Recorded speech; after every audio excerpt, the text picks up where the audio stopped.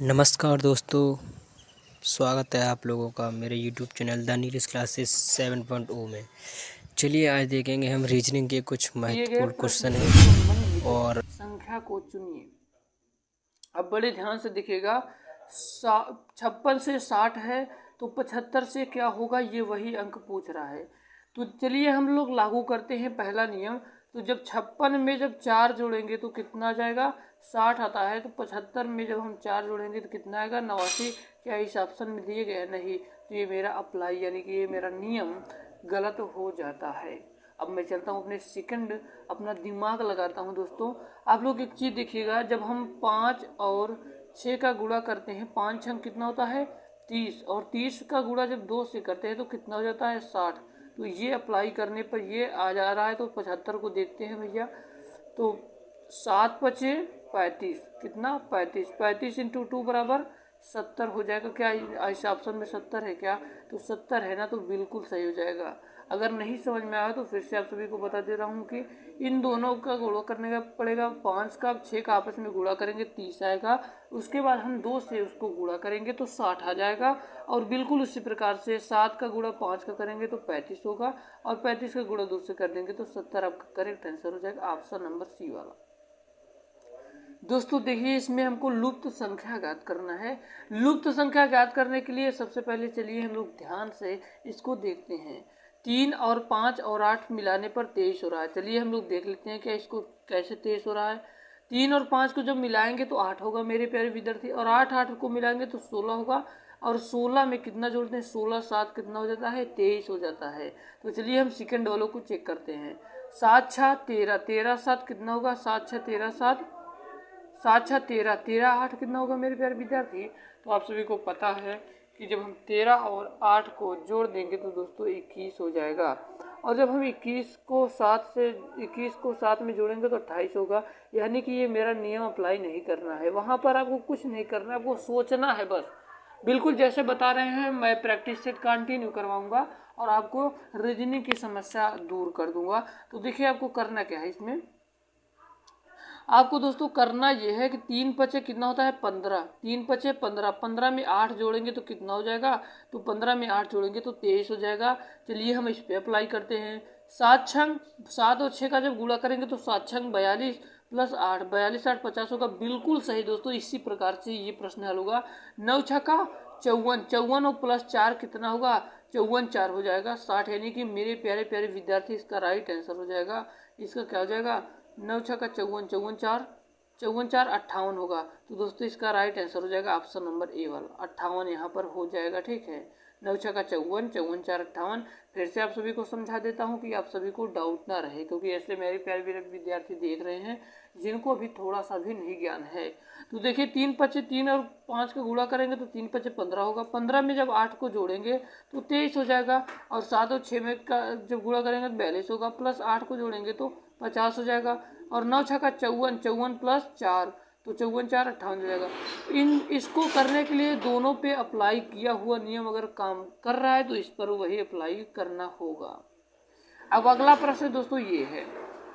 अगला प्रश्न यह है मेरे प्यारे विद्यार्थी कि नीचे दिए गए प्रश्नों में संबंधित शब्द को चुनिए। पहला है मच्छर। तो जैसा कि आप सभी को पता है कि मच्छर से मलेरिया नामक रोग होता है, तो तंबाकू से कौन सा होगा। तो जैसा कि आप सभी लोग देखे होंगे, तंबाकू का जो डिब्बा होता है मेरे प्यारे प्यारे विद्यार्थी देखे होंगे, वहाँ पर क्या बना होता है, ऐसे क्या फटा हुआ मुंह बना होता है। तो जैसा कि आप सभी को पता है कि जब मच्छर से मलेरिया होता है तो तंबाकू से क्या होगा, तंबाकू से होगा कैंसर। यानी कि करेक्ट आंसर हो जाएगा ऑप्शन नंबर डी वाला। यकीन मानिए पढ़ाने के बाद अगर कोई डाउट रहेगा, मैं चैलेंज करता हूँ, अगर आपको डाउट बच गया तो समझ जाएगा मेरा पढ़ाना हुआ बेकार हो गया और मैं पढ़ाऊंगा, मैं वीडियो बनाना छोड़ दूंगा दोस्तों। अगला प्रश्न है कि नीचे दिए गए आकृति में त्रिभुज की संख्या ज्ञात करिए। याद रखिएगा एक पॉइंट को, जब चतुर्भुज की बात करेगा, जब चतुर्भुज में त्रिभुजों की संख्या ज्ञात करेगा तो आपको करना क्या है, इन छोटे छोटे त्रिभुजों को जोड़ना है। एक त्रिभुज, दो त्रिभुज, तीन त्रिभुज, चार त्रिभुज, पांच त्रिभुज, छह त्रिभुज, सात त्रिभुज, आठ त्रिभुज, और इसका क्या करना है, जस्ट डबल कर देना है। यानी 8 दूनी 16 त्रिभुज होंगे। यानी कि राइट आंसर हो जाएगा ऑप्शन नंबर डी वाला। यानी कि इस चतुर्भुज में दी गई आकृति में 16 चतुर्भुज होंगे। कभी भी आपसे चतुर्भुज में पूछ ले तो आपको छोटे छोटे खाना को गिन लेना है, उसके बाद जस्ट उसका डबल कर देना, आपका राइट आंसर हो जाएगा। ठीक है, अगला प्रश्न है दोस्तों, ये सारे प्रश्न पूछे गए प्रश्न देख लीजिए कितने आसानी से प्रश्न हल होते हैं, बट क्या होता है कि बच्चा जो होता है घबराहट में गलत कर बैठता है। अब अगला प्रश्न यह है दोस्तों कि नीचे दिए गए श्रृंखला को पूरा करें। अब देखिए 12 से 3 हो रहा है, तो 12 से 3 कैसे हो रहा है, चलिए हम अप्लाई करते हैं। 1 + 2 करने पर क्या हो रहा है, 3 हो रहा है। और उससे 6 कैसे हो रहा है, 1 + 5 करने पर 6 हो रहा है, 2 + 1 करने पर 3 हो रहा है। तो जैसा कि आप सभी को पता है कि 5 और 6 को क्या होगा, जोड़ने पर 11 हो जाएगा। इसका मतलब राइट आंसर हो जाएगा ऑप्शन नंबर बी वाला।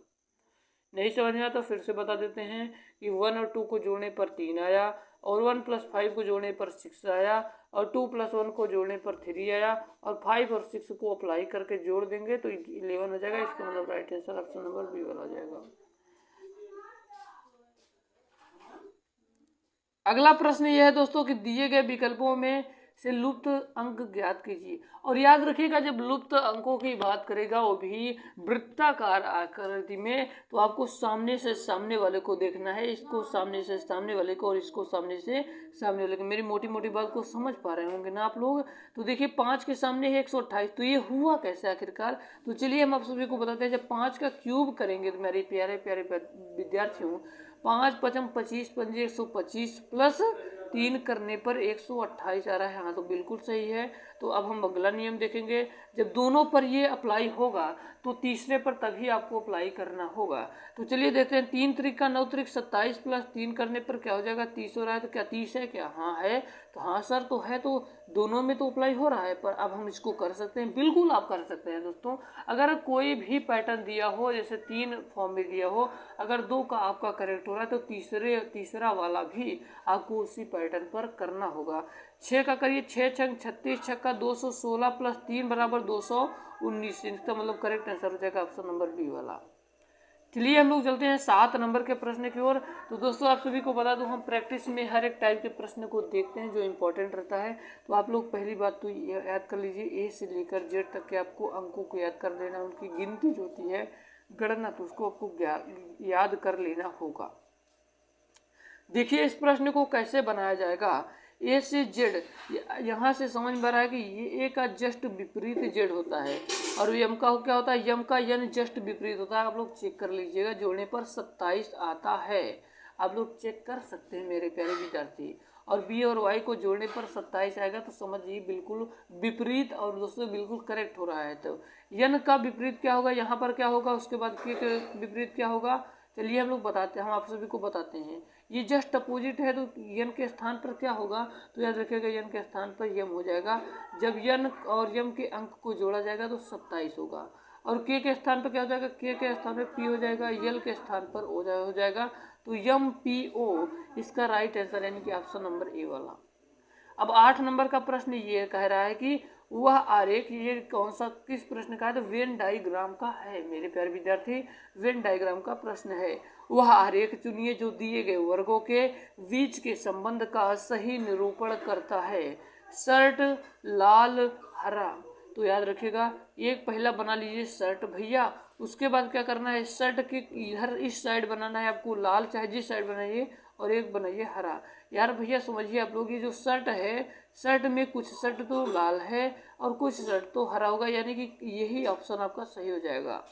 और आप लोग कुछ बच्चे ये सोचते हैं कि हम शर्ट को ऐसे रखें, उसके बाद लाल को ऐसे रख दें, हरा को ऐसा, तो आपको गलत हो जाएगा, क्योंकि आप लोग समझ नहीं, गलती कर बैठते हैं कि शर्ट के अंदर तो आपने रख दिया, शर्ट के अंदर तो आपने अप्लाई कर दिया, परंतु लाल को और हरे को दोनों के एक साथ रखना क्या इसमें बॉक्स में सही बात है, गलत है ना।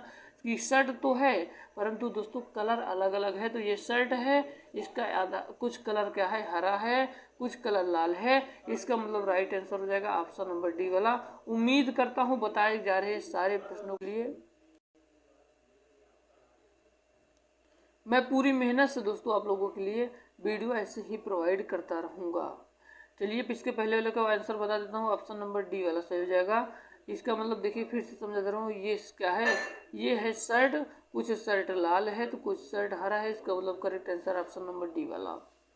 अगला प्रश्न ये है भैया, कह रहा है कि नीचे दिए गए प्रश्न में विषम शब्द को चुनिए। बड़े ध्यान से सुनिएगा और प्रश्नों को देखना है, ये नहीं कि तुक्का लगा के चले यार। रीजनिंग में 25 में 25, 50 में 50 फोड़ कराइएगा। देखिए बाघ क्या होता है, और बाघ का बात कर रहा है, हिरण की बात कर रहा है, तो तेंदुआ की और लोमड़ी को। तो आपको अंतर बस ढूंढने का दिमाग लगाना है। तो देखिए बाघ क्या होता है, मांसाहारी होता है ना, और हिरण क्या होता है, शाकाहारी होता है।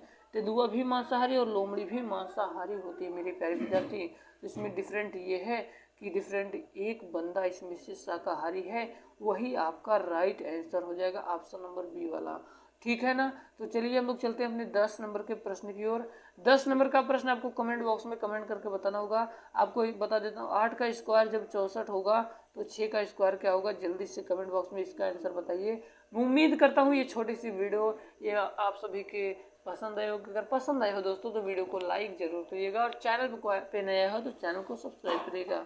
मिलते हैं किसी नए वीडियो में, तब तक के लिए जय हिंद, वंदे मातरम, मेरा भारत महान।